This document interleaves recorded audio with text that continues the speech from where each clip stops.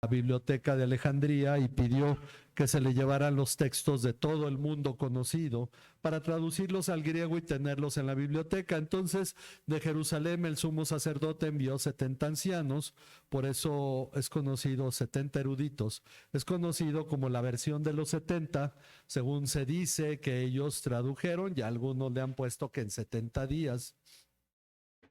Pero estos 70 tradujeron el Antiguo Testamento, que estaba en hebreo, lo tradujeron al griego, y de esa manera toda la gente que era de habla griega, incluido muchos judíos que no vivían en Judea, ellos usaron esta versión. Es la versión que utiliza Pablo, es la versión que utilizan los apóstoles para todas las citas, la que utiliza Lucas cuando citan el Antiguo Testamento. Prácticamente todos lo hacen en la Septuaginta. Bueno, la Septuaginta dice algo semejante a lo que encontramos en Hechos 10, perdón, en Hebreos 10. Sacrificio y ofrenda de cereal no has deseado, pero me preparaste un cuerpo. Eso es lo que dice. Podemos cotejarlo si vamos a Hebreos, a Hebreos capítulo 10, donde precisamente está señalando sobre esta el versículo 5 está citando este Salmo 40. Sacrificio y ofrenda no has querido, pero un cuerpo has preparado para mí. Es el mismo Salmo, solo que este está citado en la Septuaginta. El asunto es que ambos tienen razón, no podemos decir que uno se haya equivocado, otro esté correcto. Lo que está diciendo es que Dios no pedía sacrificios. De hecho, él le dijo a Jeremías, cuando ustedes salieron de Egipto, cuando los saqué de Egipto, no les hablé acerca de los sacrificios, les hablé acerca de escuchar mi voz y obedecer mi voluntad. Eso es lo que agradaba a Dios, la obediencia. En el caso del salmista de David, él está diciendo, es que lo que tú no querías eran sacrificios, sino que yo escuchara tu palabra. Por eso dice, me has abierto los oídos.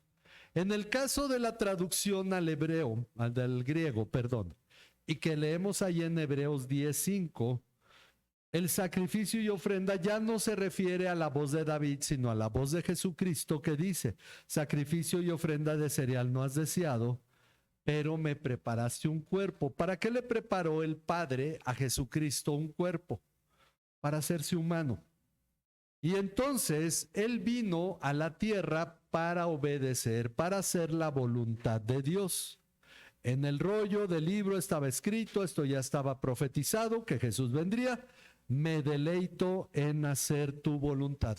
Este es el punto con el que empezamos el tema de la obediencia. La obediencia generalmente no va acompañada de la palabra deleite.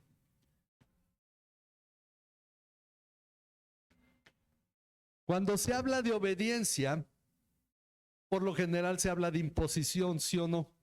Vas a hacer lo que te digo. Y dice el niño, ¿y por qué lo tengo que hacer? Porque soy tu mamá, porque soy tu papá, porque yo te lo digo. Y entonces tenemos la idea de que la palabra obediencia está acompañada de la palabra imposición. ¿Por qué hay que hacer esto? No, porque si no, Diosito te castiga. Y entonces la imposición que genera miedo. De ahí que Juan dice, el que tiene miedo no ha sido perfeccionado en el amor. ¿Por qué? Porque si yo oigo al Dios que me impone su palabra, voy a tener miedo. No lo hago porque Dios se enoja, porque me va a pasar esto, porque luego Dios no me va a bendecir, porque pueden pasar muchas cosas y le tenemos miedo a Dios o a lo que Él pueda hacer para que terminemos obedeciendo. Significa que yo no estoy viendo en Dios a alguien que me ama, sino a alguien que me impone su voluntad y no soy perfeccionado en el amor. Por esa razón tengo miedo de que Dios se enoje y me dé un gran castigo y me pase como a Jonás, que desobedeció a Dios y terminó en el estómago, en el vientre de un pez. Entonces, El problema es precisamente nuestra imagen de la palabra obediencia. Obediencia va generalmente imposición, por eso dicen, ay, ¿cuántos hacen lo que dice el gobierno? Y que si no, ahí véanlo con el registro, ¿no? De los teléfonos. ¿Por qué no se le hace? No, pues porque hay miedo. Pero te voy a cortar la línea. Ah, pues mejor eso que a que me extorsionen. Y empieza toda esta situación donde obediencia y empieza el asunto de la resistencia civil y empieza todo. Bueno, y se ha vuelto un tema muy polémico porque en algún modo se tiene razón, a veces no se tiene, lo que sea, una parte tiene razón, otra también. Pero el punto es que la palabra obediencia generalmente está establecida como algo negativo en un gran aspecto, al menos en nuestra cultura. Dicen, bueno, es que el que sea religioso, ya sea un cura, un pastor, lo que hacen es por abuso, si ustedes les hacen caso, entonces están siendo víctimas y viene todo este asunto. El asunto es que en este salmo, tanto David como Jesús unen la palabra obediencia a la palabra deleite, disfrutar. Dice el versículo 8, me deleito en hacer tu voluntad. Pero esto se debe a algo. Tu ley está dentro de mi corazón. Si amo a Dios porque sé que Dios me ama, yo me deleito en hacer la voluntad de Dios. Y esto es algo que cambia completamente el sentido de por qué hacemos lo que hacemos. Honra a tu padre y a tu madre tiene una promesa para que te vaya bien y seas de larga vida en la tierra que Jehová tu Dios te da. Ok, entonces, ¿por qué voy a honrar a mi padre y a mi madre aunque no quiera hacerlo? Porque yo lo que quiero es que me vaya bien en esta tierra y viva muchos años. Es la idea de muchos. Pero cuando hemos ido y hemos estado estudiando sobre la ley de Cristo, vamos a ese punto donde el mayor mandamiento es amar a Dios. Ahora es algo que se nos está llamando a hacer. Si yo soy obediente y amo a Dios porque yo puedo decidir amar a Dios o no amarlo, está en mi voluntad. Entonces, cuando yo amo a Dios, yo me deleito en hacer la voluntad de Dios porque amo a Dios. Son dos tipos de obediencia, la obediencia impuesta y la obediencia en el deleite. Había gente que ofrecía sacrificios a Dios porque amaba a Dios y había gente que ofrecía sacrificios a Dios porque buscaba una ventaja o por lo menos no recibir un daño por no hacerlo.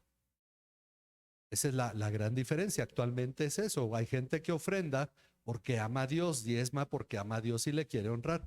Y hay quien diezma o ofrenda porque, miren, yo jamás estaba acordándome con mis hermanos, cuando mi padre fue el secretario o el encargado de finanzas del sínodo de la Iglesia Asociada Reformada de México, que está entre los estados de Tamaulipas, San Luis y Veracruz. Recorrimos iglesias cada 2 domingos. Un domingo estábamos en la iglesia, el siguiente domingo en la mañana íbamos a una iglesia fuera de Tampico, o si era de las de Tampico, y en la tarde íbamos a otra, porque las iglesias tenían culto en la mañana y en la tarde. Y escuchábamos la misma predicación sobre el diezmo. Él era el encargado de finanzas y él predicaba sobre el diezmo en Malaquías 3:10. Y algo que yo comentaba con mis hermanos, yo nunca he usado Malaquías, aunque me aprendí de memoria, porque más de 60 veces escuché el mensaje. Nunca he usado Malaquías 3:10 para diezmar, aunque bien podría hacerlo. Pero yo espero que el que diezma no diezme porque piensa que le roba a Dios y que le tiene miedo a Dios, sino porque ama y quiere honrar a Dios, como Abraham, que no le fue impuesto entregarle los diezmos a Dios, a Melquisedec. Y sin embargo lo hizo porque él era menor y reconocía la grandeza de Melquisedec. Él, siendo el patriarca, reconoció la grandeza de Melquisedec y lo honró entregándole los diezmos del botín, que salió y lo bendijo y él entregó los diezmos. Entonces, entendemos que las cosas, cuando las hacemos por amor a Dios, se convierten en un deleite. Y entonces nadie nos está quitando nada. Es la misma diferencia que hay entre aquellos que piensan que Jesús murió en la cruz porque fue víctima de los malvados que lo agarraron y lo llevaron y lo crucificaron y por causa de ellos murió. A diferencia de que el Jesús que vino a la tierra vino sabiendo que debía ir a la cruz y lo hizo porque amaba al Padre. Y por eso dijo, pero para que el mundo sepa que amo al Padre, así hago. Entonces, hay una enorme diferencia entre algo que te imponen y tú lo haces porque, bueno, es lo que tengo que hacer. No conozco a nadie que pague impuestos bien contento, ¿no? Es decir, vamos a tener mejor alumbrado, nos van a pavimentar las calles, pues voy a pagar impuestos, ¿no? Pero finalmente los pagamos porque se llaman impuestos. Por eso digo, nadie está engañando a nadie.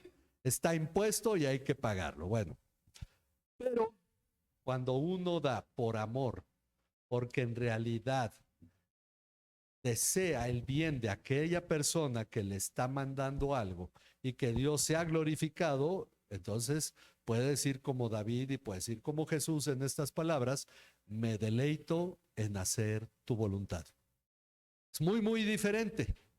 Ahora, por eso decimos, el tema de la obediencia no es nada más decir obediencia y punto. Hay que entender que hay dos tipos de obediencia y nosotros tenemos que crecer en esta situación. Miren, el apóstol Pablo lo toca en Colosenses 2 del 20 al 23.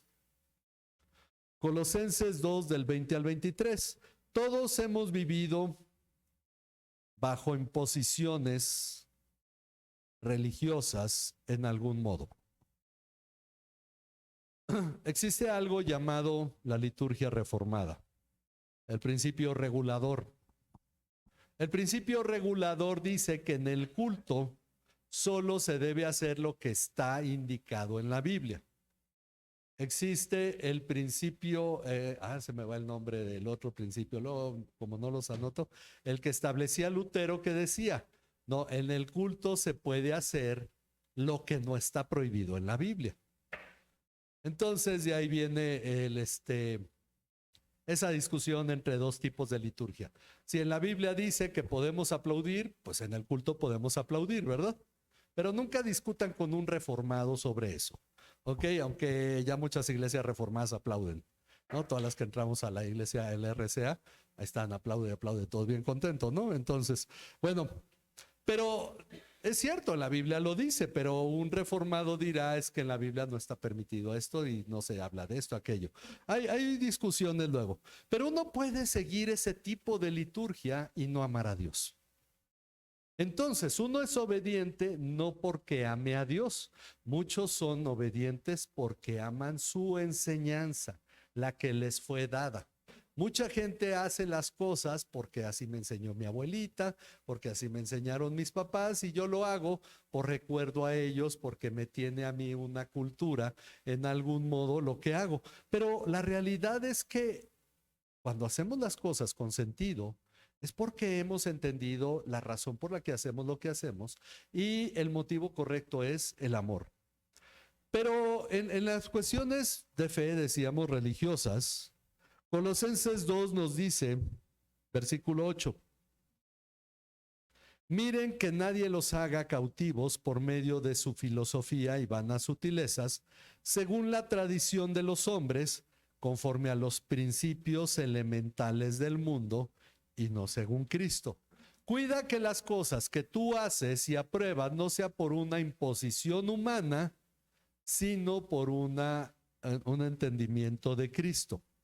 Porque toda la plenitud de la deidad reside corporalmente en él. Bueno, ok, luego habla sobre Cristo y dice en el versículo 16, por tanto que nadie se constituya en juez de ustedes con respecto a comida o bebida, o en cuanto a días de fiesta o luna nueva o día de reposo, cosas que solo son sombra de lo que ha de venir, pero el cuerpo pertenece a Cristo. Ok, ¿qué puedes comer? ¿Qué puedes beber? Porque tú eres de esta fe y esto sí lo puedes hacer. ¿Qué días puedes trabajar? ¿Qué días no puedes trabajar? Dice que nadie los engañe con respecto a eso, ni se ponga como juez de ustedes, porque esas cosas solo son sombra de lo que ha de venir, incluido el día de reposo. No vamos a discutir ahorita sobre el tema, pero son aspectos que nosotros debemos considerar. Por imposición no se puede comer esto, pues no lo puedo comer. Pero miren, ha pasado muchas veces que hay iglesias que siguen imponiendo, y dicen, bueno, ¿cuántos judíos no comen tocino? Que es la gran cuestión, sobre todo en Estados Unidos, que les gusta mucho el tocino, aunque dicen ya hay tocino de pavo, pero como es de cerdo principalmente, y el de cerdo es muy diferente al de pavo, pues finalmente dicen, pues un poquito sin que nadie se fije, etcétera. Pero el asunto es que esto viene por una imposición. ¿Qué podemos comer? ¿Qué no podemos comer? Bueno, dice la palabra, no consiste en comida o bebida. Por eso después nos aclara más en el versículo 20. Si ustedes han muerto con Cristo a los principios elementales del mundo, ¿por qué? Como si aún vivieran en el mundo, se someten a preceptos tales como no manipules, no gustes, no toques, todos los cuales se refieren a cosas destinadas a perecer con el uso. Lo que ya te comiste ya pasó. Lo que construiste ya pasó. Todas las cosas en ese sentido pasan, destinadas a perecer con el uso, según los preceptos y enseñanzas de los hombres.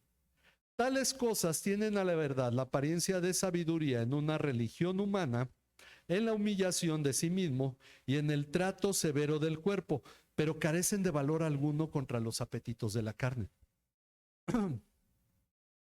Miren, esta es la disyuntiva. Esta implica madurez.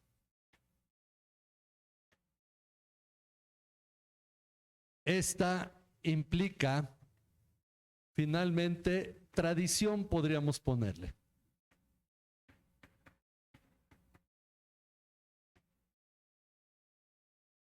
Una obediencia que se convierte en costumbre, pero finalmente no me lleva a madurar. Aquí dice, si ustedes han muerto con Cristo, terrenalmente hemos muerto a las cosas del mundo, a lo mundano finalmente, y hemos muerto con Cristo. Todas estas cosas pueden parecer tratas en el severo trato del cuerpo. Ya en un tiempo dijimos, bueno, vamos a dar cierta libertad a la iglesia porque creo que estamos enseñando la palabra, van creciendo y se les permitió comer algo, finalmente pues era algo muy discreto, pero esto se fue creciendo. Entonces tuvimos que poner una imposición, ya nada de hacer eso. El asunto es que un padre, cuando el hijo le dice, oye, préstame el carro, y el hijo es responsable, le pone gasolina, llega a la hora que hizo, que dijo, no anda por lugares equivocados, el padre dice, si me lo vuelve a pedir, se lo vuelvo a prestar. Pero si el hijo se lleva el carro, llega tarde, no le pone gasolina, anduvo en lugares que no debía, ¿qué hace el padre? Pues le dice, ya no se lo presto. Ok, es un asunto en el que esto implica un cambio, una forma de entender las cosas. Son dos caminos que seguir. Muchos cristianos, la mayoría, les gusta esto y dicen, pastor, ¿qué debo hacer? ¿Qué es lo que yo sí debo hacer? ¿Qué puedo hacer ahora que soy cristiano? Entonces dicen, bueno, el pastor dijo que yo no debo hacer esto, el pastor dijo aquello. Cuando yo era joven, yo no sé ahorita, no he tenido este tipo de pláticas ya, pero por ahí cuando tenía de 20 a 25, 26 años, conocí jóvenes que el pastor decía, tú deberías de casarte con fulanita. Entonces fulanito y fulanita empezaban a ser novios porque el pastor dijo. Pero había otros que querían ser novios y el pastor dijo, ustedes tienen prohibido ser novios y no lo podían ser. Entonces la gente se sujetaba. Por ahí conocí a un hombre que dice, yo me casé y me casé mal por culpa de un pastor. No se llamaba Jacob, que fue por culpa de su suegro, pero mal por este hombre que luego fue pastor, porque él debería amar con esa mujer, porque a final de cuentas se casó. Sí, fue la culpa del pastor y la culpa de ellos por hacerle caso al pastor, que ustedes se deben de casar. Se casaron, bueno, tendría que amar a su esposa, ¿sí o no? Porque tampoco vamos a caer en ese romanticismo europeo de tiempos de la Ilustración, donde te tienes que casar con el amor de tu vida. Sí, ya dijimos, Dios dice, este es mi mandamiento, que me amen, significa que amar es algo bajo nuestro control y autoridad. Y yo determino a quién amo y a quién no. Si ese hombre se casó con esa mujer, ¿qué le quedaba? Amarla y desarrollar una vida que glorificara a Dios. Pero esta idea del romanticismo es que no era la persona correcta. Entonces caemos en ese engaño porque ningún ser humano sobre la tierra es la persona correcta para ningún otro ser humano, porque en realidad solo dos veces Dios ha elegido. Una fue Adán, porque no tuvo más elección. Ahí está Eva, no había otra. Y yo creo que fueron felices, ¿no? Finalmente, porque no había otra. Y el otro fue Abraham con Isaac. Isaac tuvo la mujer que Dios eligió para Isaac. Y entonces, ¿cómo fue ese matrimonio? Bien bonito. Pero cumplió el propósito de Dios porque no era romanticismo. ¿Sí me explico? Y Jacob, que se casó con Lea, Lea le dio más hijos que las otras 3 mujeres juntas, porque le dio 6 varones y una mujer. Y le dio a Judá, que finalmente llevó un papel relevante. Entonces, el propósito de Dios se cumplía. Sí entra la voluntad humana en eso, pero entendiendo esto, a veces hay imposiciones que llevan a la gente a decir, pues es que el pastor nos dijo. Y ahí es donde entra el problema de que jamás se llega a la madurez. El papel de un pastor es decirles cómo son las cosas y ustedes eligen, porque el que goza o sufre las consecuencias son ustedes. Decía un pastor, la gente va, toma sus decisiones, luego viene, le echa la culpa a Dios de sus malas decisiones y entre ellos pues se lleva al pastor, porque la cara más cercana que tiene de Dios es la del pastor, ¿no? De usted que no, que había un hombre que, como era un familiar ahí un poquito lejano de mi esposa, que conocí aquí antes de hecho de casarme, y que decía, no, yo vi al pastor y le dije, usted jamás me dijo de esto, jamás me dijo de aquello, jamás. Digo, pues ese era problema tuyo, además tú creciste en la iglesia desde pequeño, ¿qué culpa le echas a este pastor que conociste cuando ya eras un cuarentón y te habías casado? Pero la gente siempre quiere tener culpables. Bueno, la responsabilidad de un pastor, de un ministro, llevarlos a la perfección es para que ustedes tomen decisiones correctas. Pero aun cuando uno pueda enseñar muchas cosas, el corazón humano terminará decidiendo finalmente estén de acuerdo los demás o no. Es algo importante entender esto. Por eso la palabra dice, si ustedes han muerto con Cristo, ¿por qué basarían su vida cristiana en lo terrenal? Cosas que son imposiciones, que pueden ser un duro trato del cuerpo, pero que no pueden contra los apetitos de la carne. Entonces llegamos al versículo 1 del capítulo 3. Primero habló, si ustedes han muerto. Ahora dice, si ustedes pues han resucitado con Cristo, la cuestión importante es que deben buscar las cosas de arriba. Ya no es la comida, ya no es lo que se impone terrenalmente. El problema de esto es que esta termina viendo a lo, vamos a ponerlo acá.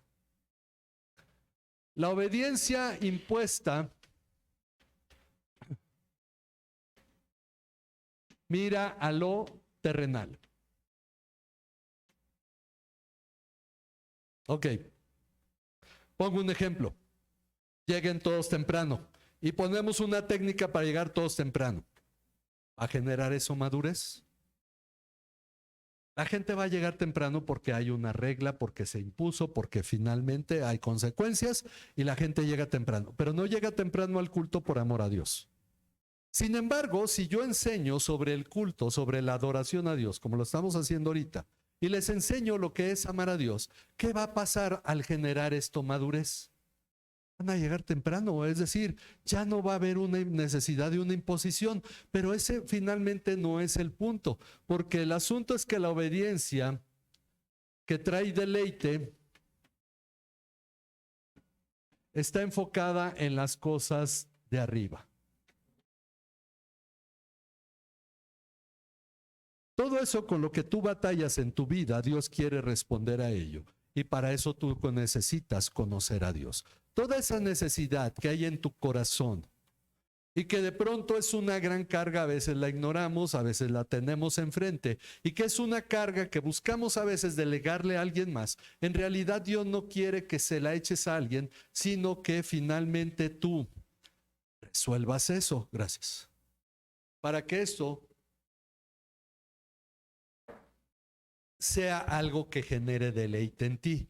Y entonces cuando enseñamos eso, lejos de poner una imposición, uno dice, yo tengo que acercarme a Dios. Pero hay un asunto muy triste. Una y otra vez se repite el mismo problema de la iglesia de Éfeso. La iglesia de Éfeso, ya lo hemos dicho, trabajadora, entusiasta, no se desanimaba a pesar de las circunstancias, todo esto, pero su problema era que no amaba a Dios. Muchos van a la iglesia y muchos finalmente en la iglesia, digo, todos van a la iglesia, pero muchos van pensando en la iglesia, no en Dios. Y entonces ya no se preguntan, ¿qué quiere Dios de mí? Sino que piensan, ¿qué me ofrece la iglesia a mí? ¿Qué diferencia tan grande hay? Entonces algunos dicen, una vez me dijo una muchacha, yo me voy de esta iglesia, era de la iglesia presbiteriana en aquel tiempo. La misión Emanuel me dijo, yo me voy porque aquí en la iglesia usted no está de acuerdo con que esto, con que aquello. Yo le dije, adelante, tú tienes la libertad. Solo recuerdo una cosa, que lo que aquí es pecado, lo es en cualquier otra iglesia. Lo que agrada a Dios, aquí, agrada a Dios en otra iglesia. Y lo que le desagrada aquí, le desagrada en cualquier otra iglesia. No es cuestión de esta iglesia. ¿A dónde te vas a ir que les agrade esto? Entonces dijo, no, no lo había pensado así. Yo dije, lo que tú necesitas no es cambiarte de iglesia, es conocer a Dios. Pero huir siempre es fácil. Y este es el problema que genera ese movimiento. El asunto es entender qué es lo que en verdad Dios demanda de nosotros. Y Él dice, busca las cosas de arriba. No vayas a la iglesia buscando lo terrenal. ¿Qué va la gente viendo? La música, el lugar. Lean una iglesia con propósito y se van a dar cuenta. Las recomendaciones de Rick Warren, buenos asientos, buena iluminación, buena música, bueno, esas son las recomendaciones. Ten todo esto muy bueno porque la gente va buscando lo terrenal. Pero si tú has resucitado con Cristo, ¿qué vas a buscar? Si alguien dice, bueno, voy a escuchar el mensaje y ver qué tipo de mensaje es muy diferente, ¿sí o no? Porque eso puede ser en la cochera de una casa y no necesariamente en un superauditorio. Y hemos pensado si Dios nos ha quitado de encima algunos problemas, porque de pronto me dice un pastor de otra ciudad, oye, se fue una familia a Toluca y pues pásame la dirección de tu iglesia para que vayan y ya les escribo. De hecho, la última fue hace 2 meses y deme la ubicación y ya le doy la ubicación a la familia que ya está aquí. Vamos a ir para allá, pastor. Y yo creo que cuando llegan y pasan por aquí dicen, no, esa es la iglesita, no, vámonos. Digo, a lo mejor nos libramos de muchos problemas, porque el punto es que tú puedes conocer una iglesia hasta que entres a ella y te sientes y escuches la enseñanza. Recuerden, el problema no es lo que se hace, el problema es lo que se enseña.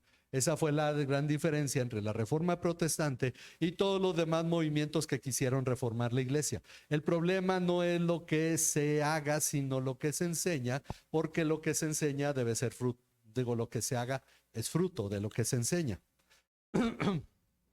Bueno, si hemos resucitado con Cristo, si hemos nacido de nuevo, nuestra vida debe mirar las cosas de arriba. Y si yo miro las cosas de arriba, podremos decir como David y como Jesucristo, me deleito en hacer tu voluntad, oh Dios, tu ley está dentro de mí.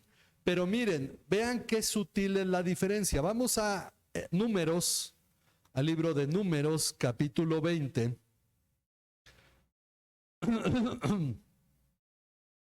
Números 20, versículo 7.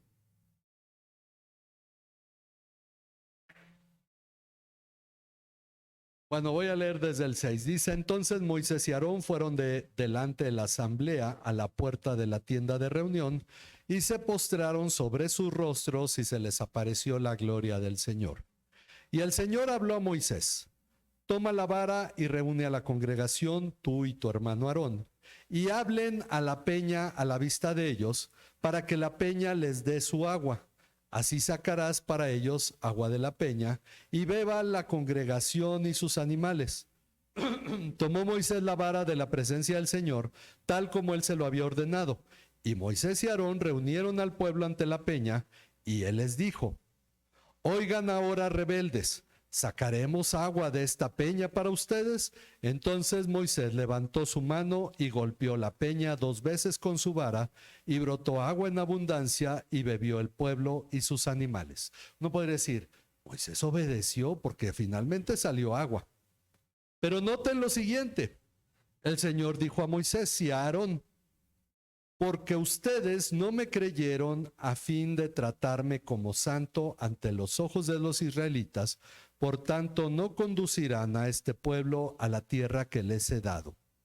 Aquellas fueron las aguas de Meriba, porque los israelitas discutieron con el Señor y él manifestó su santidad ante ellos. Un pequeño detalle: Dios les dijo: van a hablarle a la peña para que la peña les dé agua. Moisés no le habló a la peña, golpeó la peña. Hay una pequeña diferencia. Y la peña dio agua. La gente bebió agua, fue bendecida por Dios. Pero Moisés recibió un castigo. No entró a la tierra de Canaán. ¿Por qué? Porque el punto fue que la obediencia que Moisés tuvo fue impuesta. Estaba enojado con el pueblo, por eso les dijo incrédulos o rebeldes. Y en realidad no lo hizo para manifestar la santidad de Dios al hablarle a la peña. Porque la vara la había usado para abrir el mar, y la gente podría decir: es el poder de la vara. Pero era simplemente hablar para glorificar a Dios. Y no es lo mismo hacerlo como lo hizo Moisés que hacerlo de la otra manera. Miren, otro ejemplo, aunque este es un poco más simple. Segundo de Reyes 13. Segundo de Reyes 13. Este es Eliseo con el rey de Israel, el rey del sur. Segundo Reyes 13, 16 al 19.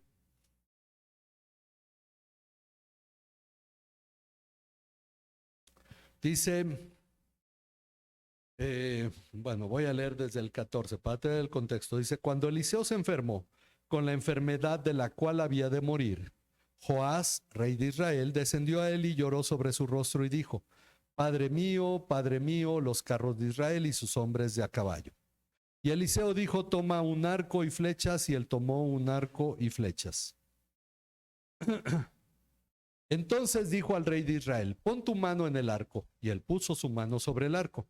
Entonces Eliseo colocó sus manos sobre las manos del rey y dijo: abre la ventana hacia el oriente, y él la abrió.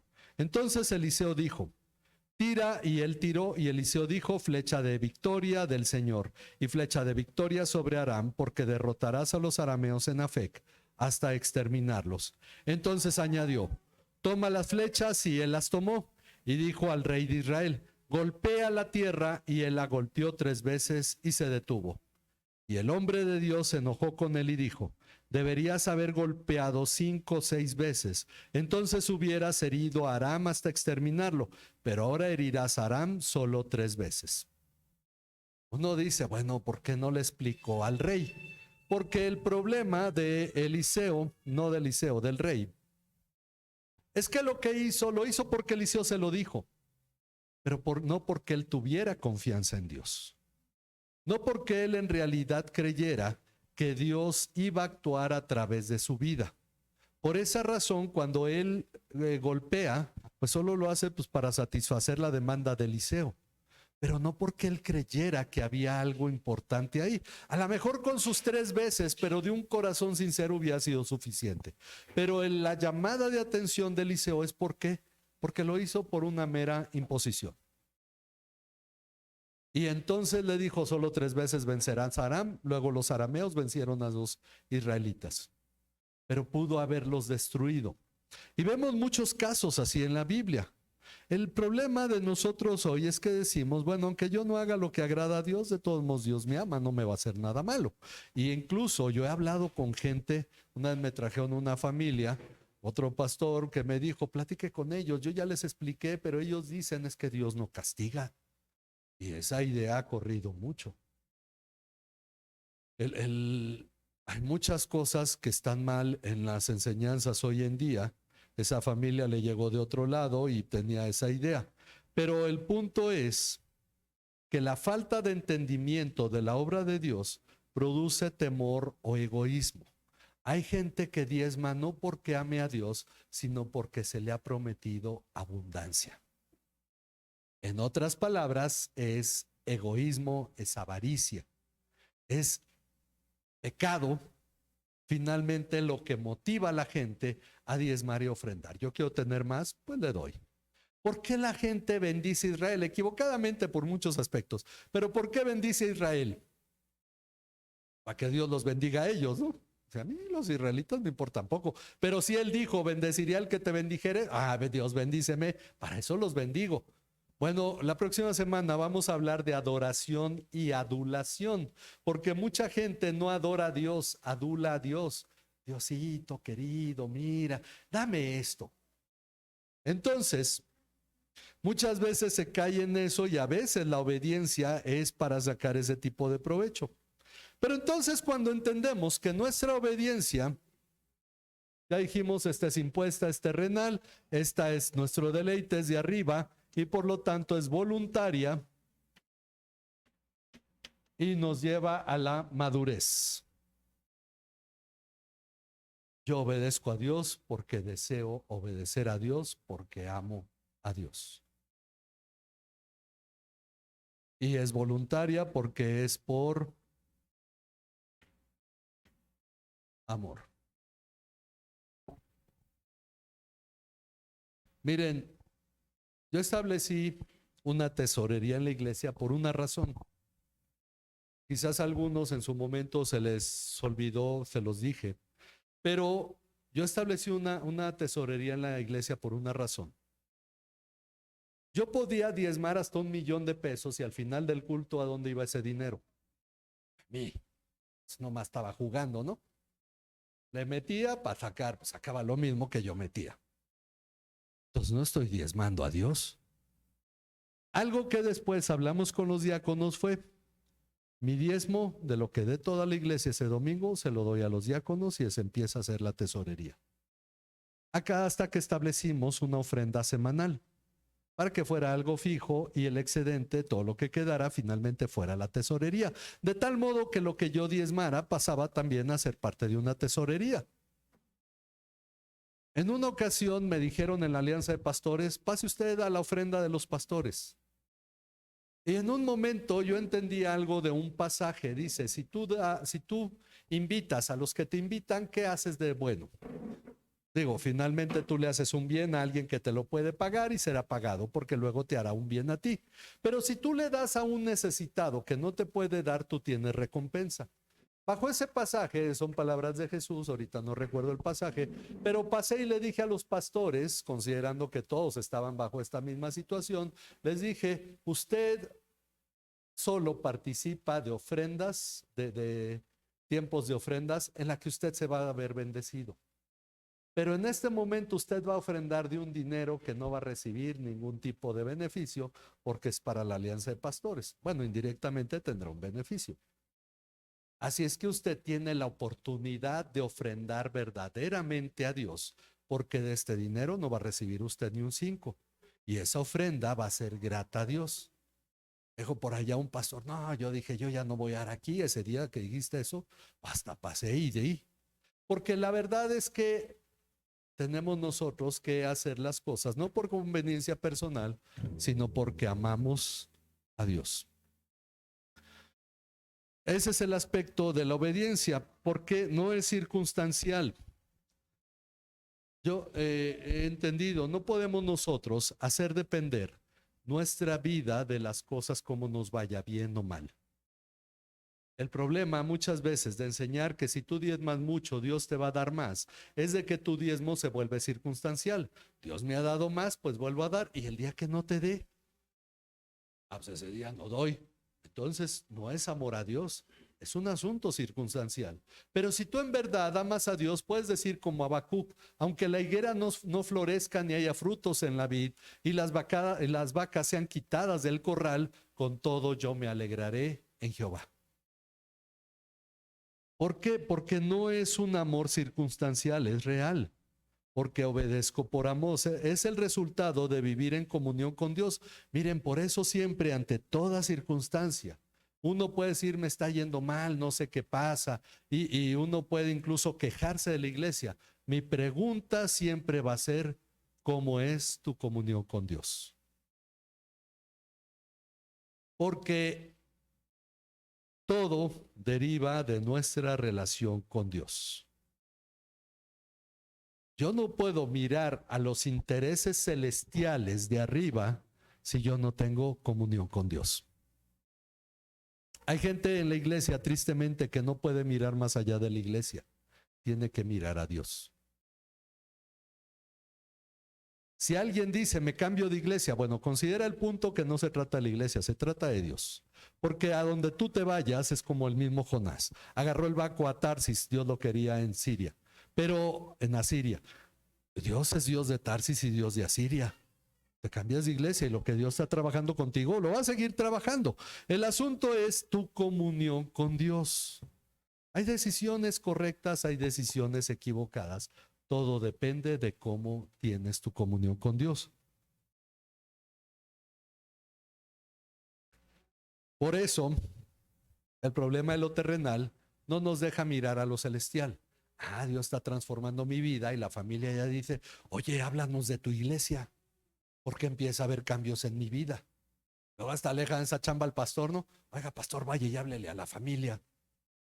Dice, bueno, ¿por qué en ti no pueden ver algo que les traiga a Cristo? Entonces, yo no puedo mirar a los intereses celestiales si estoy impuesto con la mirada en lo terrenal. El duro trato del cuerpo, miren, es más, el cristianismo no sirve para eso. Háganse monjes budistas, porque eso sí le dan duro trato al cuerpo. Un estoicismo, aguantar, etcétera, todo ese tipo de circunstancias. Es un aspecto que el cristianismo no está diseñado para eso. Pero el punto es que en medio de una circunstancia difícil, ¿qué es lo que Dios quiere? Que tú le glorifiques y clames a Él, que clamando a Él tú le glorifiques. Yo clamo a Dios y Dios es glorificado.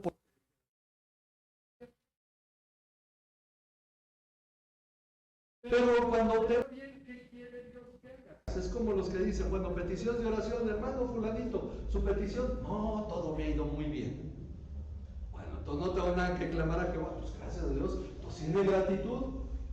Ah, pues sí, gracias a Dios. Es decir, me está yendo bien y ni siquiera estoy agradecido con Dios porque pienso que no se trata de Dios sino de mi capacidad.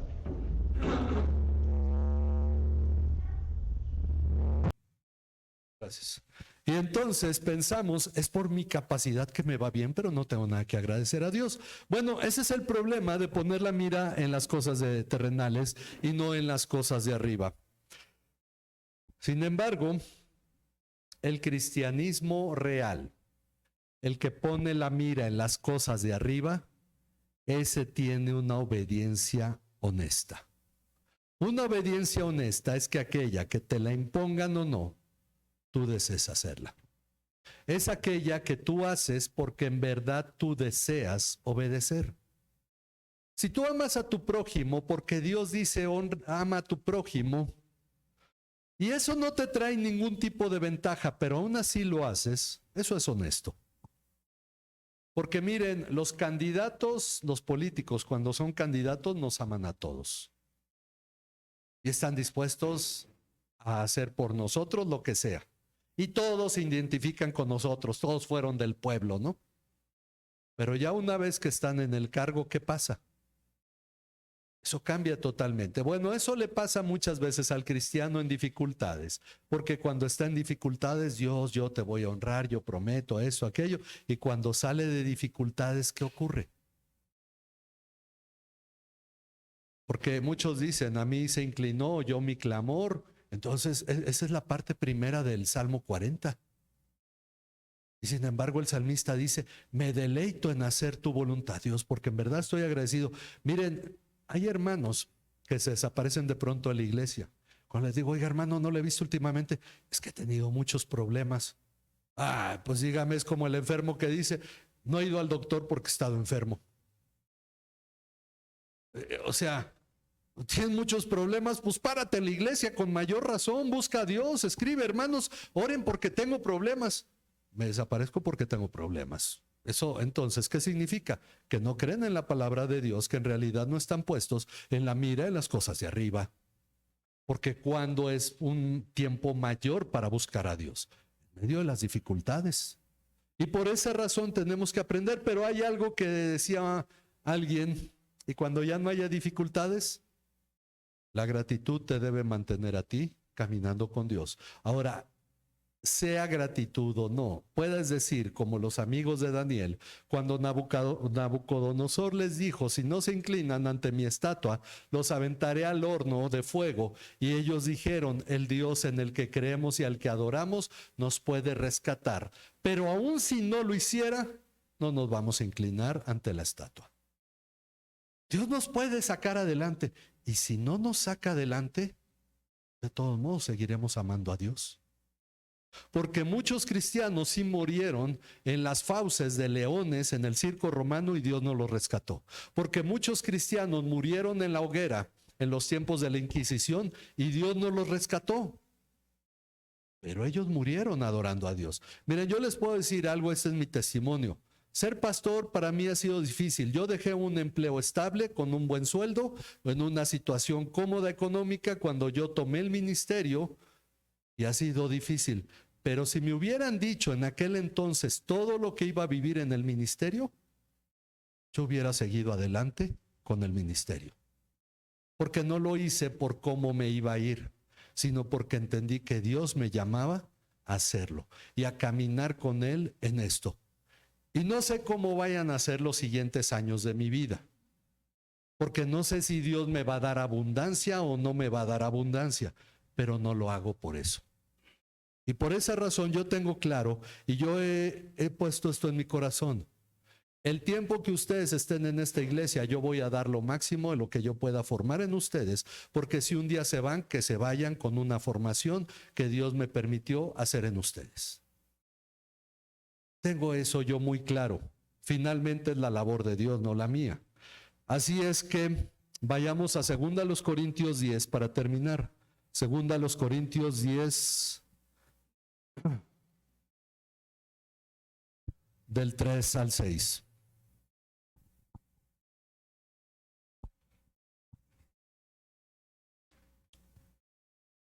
Segunda de Corintios 10, del 3 al 6 dice, pues aunque andamos en la carne, no luchamos según la carne, no ponemos la mirada en lo terrenal.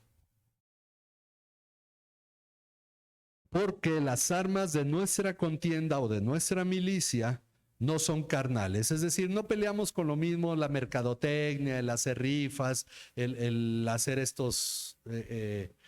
¿cómo se llaman? Institutos de consejería para que vengan los no creyentes y aquí pum, les lanzamos el evangelio y no luchamos conforme al mundo. Aunque andamos en la carne, no luchamos según la carne, porque las armas de nuestra contienda no son carnales, sino poderosas en Dios para la destrucción de fortalezas, destruyendo especulaciones y todo razonamiento altivo que se eleva contra el conocimiento de Dios, y poniendo todo pensamiento en cautiverio a la obediencia de Cristo. Y estando preparados para castigar toda desobediencia cuando la obediencia de ustedes sea completa. ¿Qué obediencia debe ser? La obediencia por deleite. Me gozo en hacer tu voluntad. Yo espero que ustedes lleven su diario devocional no como una imposición o requisito de la iglesia, sino porque aman la palabra de Dios, se deleitan leyendo la palabra de Dios, porque para ustedes es un alimento verdadero en su manera de pensar, porque si se dan cuenta aquí Pablo se enfoca que lo que hay que cambiar en todos los aspectos que él dice, nuestras armas son poderosas en Dios para la destrucción de fortalezas, esas ideas que ya tienes completamente fijas en tu mente. Fortalezas poderosas, destruyendo especulaciones, todos esos pensamientos de y si esto, y si aquello, y si pasa esto, eso también se debe destruir con la palabra de Dios. Y todo razonamiento altivo, no a mí que me van a enseñar, yo no sé, yo ya sé, etcétera, todo eso se debe destruir. poniendo todo pensamiento en cautiverio a la obediencia a Cristo. Tu manera de pensar se someta a Cristo. Ahí es donde está la verdadera lucha del cristiano, ahí es donde está la verdadera guerra espiritual. Por eso el arma que usamos es la enseñanza de la palabra de Dios. Mucho de lo que se hace hoy en día es más entretenimiento que no ayuda a transformar a las personas. Pero la enseñanza de la palabra de Dios es lo que va a derribar todo pensamiento que se opone al conocimiento de Dios. Por eso decimos, a todos nos gusta nuestra manera de pensar y no la queremos cambiar. Y Dios dice, te la voy a cambiar. Esa es la verdadera lucha del cristiano. Mis antepasados, lo que fuera, hicieron, vivieron de esta manera. Y Dios dice, cuando viniste a Cristo, yo te empecé a colocar para pensar y vivir como Cristo. Y por eso vamos camino a ser la imagen de Cristo, porque así tenemos que pensar, mirar las cosas de arriba para pensar como Cristo. Esta es la obediencia que Dios espera de nosotros, y la próxima semana cerraremos, si Dios nos concede, esta serie de temas hablando precisamente de la adoración en oposición a la adulación. Así es que vamos a orar para terminar. Padre, agradecemos tu bondad hacia nuestras vidas, tu cuidado y todo lo que tú nos concedes a nosotros. Meditar en tu palabra para que lleguemos a ser la imagen de Cristo. Guárdanos, Señor, en el hueco de tu mano, no te apartes de nosotros y permite, Señor, que las cosas que llevamos a cabo en esta tierra, Padre, en verdad, Señor, glorifiquen tu nombre. Te pedimos, Señor, que tú aclares nuestra mente, nuestro corazón, Señor, para que nosotros podamos entender verdaderamente tu voluntad, Señor, lo que en tu palabra tú nos dices, Señor, para que nosotros podamos tener claro, Señor, lo que tú guardas para nosotros, Señor, en este tiempo. Pero nosotros debemos aprender a amarte y a vivir conforme a esta palabra que tú nos has dado. Gracias, Señor, por todo tu cuidado y tu bondad. Bendecimos tu nombre en Cristo Jesús. Amén. Amén. Vamos a ponernos de pie para terminar exaltando el nombre de nuestro Dios, entonando Dios nos guarda en su santo amor.